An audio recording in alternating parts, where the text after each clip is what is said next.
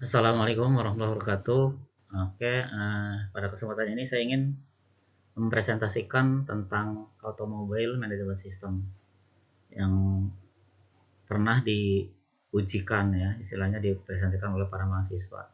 Namun ini ingin saya jelaskan lagi bagaimana supaya konsep ini bisa dipahami lebih dalam. Oke, tentang Automobile Management System memiliki fungsi utama yaitu satu, kendali jelajah, dua, pemantauan kecepatan rata-rata, ketiga, pemantauan konsumsi bahan bakar, keempat, pemantauan perawatan. Adapun kendali jelajah itu adalah sistem mengendalikan pedal gas agar mobil jalan dalam kecepatan tetap, yaitu pada mode jelajah. Ini diperlukan untuk misalkan mobil menjelajah di jalan yang lurus rata begitu. Biasanya untuk masalah itu biasanya supir kan selalu menginjak pedal gas yang lama-lama bisa pegal kaki gitu. Nah, tidak upaya mencegah hal itu, diterapkanlah mode kendali jelajah sehingga nanti si sistem mengambil alih pedal gas itu ya, pada posisi agar kecepatannya tetap. Artinya kalau misalnya ada jalan turun, kecepatan akan cenderung meningkat, maka di situ pedal gas akan dikurangi, dan sebaliknya kalau misalkan ada jalan naik, kecepatan turun, pedal gas akan ditambah, yaitu tujuannya agar kecepatannya tetap. Gitu, prinsipnya seperti itu. Dan kemudian misalkan suatu saat ada sesuatu sehingga si supir menginjak pedal rem, maka si sistem akan otomatis melepas ya, istilahnya menyerahkan kontrol kepada pengemudi. Nanti akan dibahas lebih jauh tentang ini. Oke, kemudian berikutnya pemantauan kecepatan rata-rata itu menghitung jarak yang ditempuh dibagi waktu dalam perjalanan itu gitu. Jadi ini tergantung permintaan supir, di mana pemantauan kecepatan itu ingin diketahui gitu. Jadi kalau misalnya jaraknya jauh ya mungkin nanti waktunya akan bertambah lagi gitu. Kemudian berikutnya pemantauan konsumsi bahan bakar, itu menghitung bahan bakar yang dikonsumsi yang habis dalam satu perjalanan. Dan misalkan pengisian terakhir isi full, kemudian pengisian berikutnya diisi full lagi. Nah, pengisian berikutnya tuh habis berapa liter. Nah, kemudian si sistem juga mencatat jarak tempuh antara pengisian terakhir dengan pengisian yang sekarang itu berapa gitu. Nah, nanti konsumsi bahan bakar itu adalah berapa kilometer per liter gitu misalnya. Atau kalau di luar negeri misalnya berapa mile per liter gitu. Kemudian keempat, pemantauan perawatan yaitu menampilkan notifikasi ya, pemberitahuan ketika harus ada perawatan. Biasanya aplikasi ini muncul 250 mil kalau untuk speknya ya. Kalau di kita mungkin 250 kilo lah ya gitu. 250 kilo sebelum uh, jarak perawatan gitu. Biasanya jarak perawatan itu 5.000 km, kalau di kita 5 km, 10.000 km, sampai 1.000 km. Kalau di sana 5.000 mil ya, 10.000 mil, 15.000 mil kayak gitu. Oke, nanti akan bahas lebih lanjut. Kemudian kita tadi kembali ke kendali jelajah ya. Beberapa requirement ini akan dicantumkan untuk supaya lebih jelas bagaimana si kendali jelajah itu bekerja. Pertama, fungsi kendali jelajah adalah ambil alih tugas pengemudi ya, dalam pertahanan kecepatan tetap ketika pengemudi memerintahkan. Ya. Jadi harus ada perintah dulu dari pengemudi untuk mengaktifkan sistem kendali jelajah dengan cara mengendalikan pedal gas. Gitu ya. Si kendali jelajah itu mengendalikan pedal gas. Pengemudi harus memberi beberapa perintah seperti aktivasi ya, terhadap sistem ini ya. Pengemudi memberikan perintah aktivasi, deaktivasi. Aktivasi itu berarti untuk mengaktifkan, deaktivasi untuk tidak aktifkan. Terus mulai aksel itu misalkan si pengemudi ingin kecepatan konstannya ada di kecepatan yang lebih tinggi ya. Misalkan pertama di size speednya ada di 100, pengen yang 120 misalnya. Nah, kemudian berhenti aksel kalau misalnya kecepatan dirasa cukup ya. Kata stop aksel berarti udah memilih kecepatan terakhir itu untuk menjadikan patokan ya dalam kecepatan tetap. Kemudian perintah lanjut atau resume ya. digunakan untuk misalkan kalau tadi itu terjadi deaktivasi, diaktifkan kembali. Kendali jelajah bisa beroperasi kapan saja jika mesin hidup dan persneling pada posisi gigi teratas. Jadi syaratnya harus ya si aktifnya jangan sampai sistem kita itu bisa aktif padahal mesin sedang mati, itu kan aneh ya. Jadi harus ada sensor. Nah, bagaimana bisa mengetahui mesin itu hidup gitu. Dan ada sensor juga ke persneling untuk mengetahui posisi gigi teratas.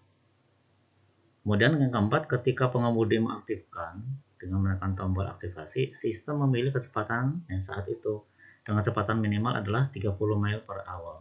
Mile per hour mph ya. Kalau di kita mungkin 30 km per jam. Dan pertahankan kecepatan saat itu. Misalnya kecepatan dipilihnya 50 km per jam lah. Ya. Pertahankan kecepatan segitu itu.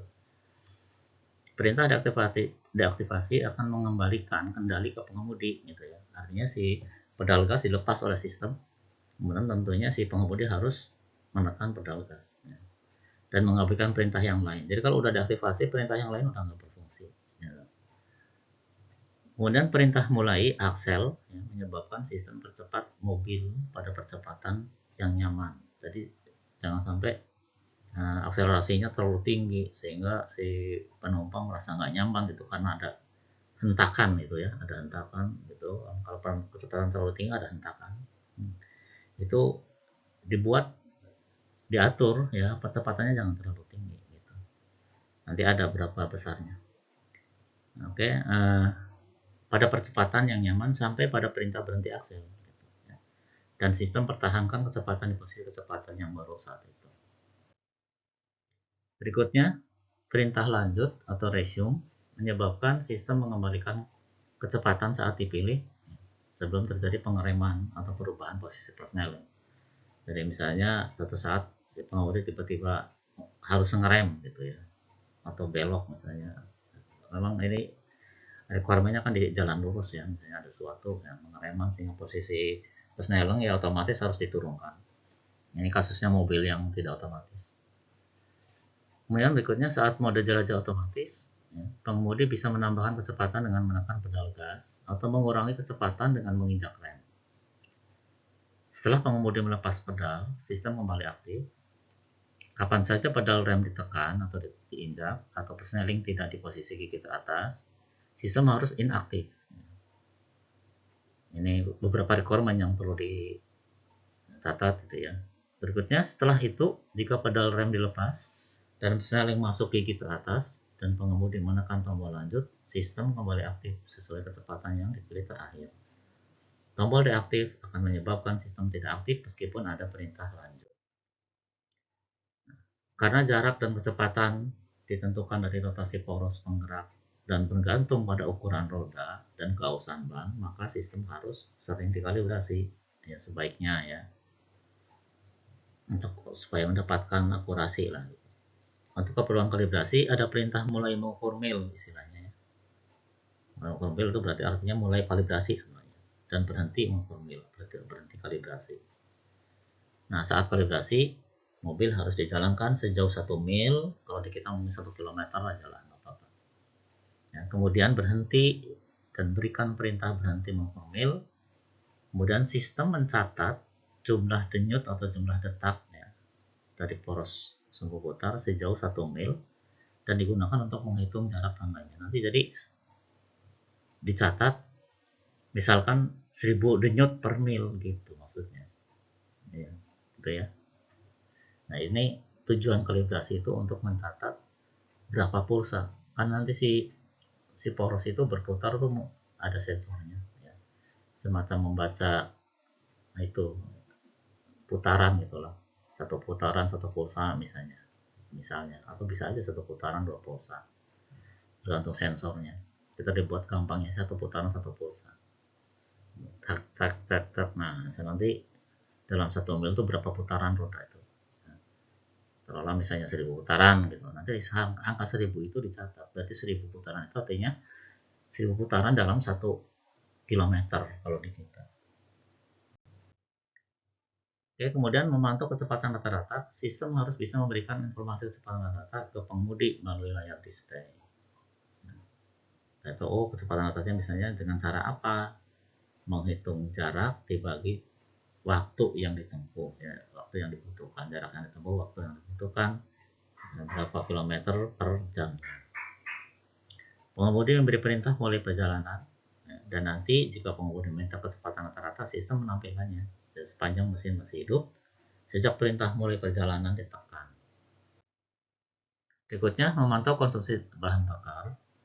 Ketika tangki bahan bakar diisi, pengemudi harus memberi data volume bahan bakar yang diisikan hingga tangki penuh. Jadi selalu misinya tuh full tank. Nah, sejak pengisian terakhir yang full tank juga. Itu nanti informasi yang dientrikan ke sistem, misalnya sekian liter gitu. Sistem kemudian menghitung jumlah bahan bakar yang habis dipakai sejauh. Oke, berikutnya adalah memantau perawatan. Sistem harus memantau jarak tempuh dan memberi notifikasi ke pengemudi berkaitan dengan perawatan sesuai jadwal berikut.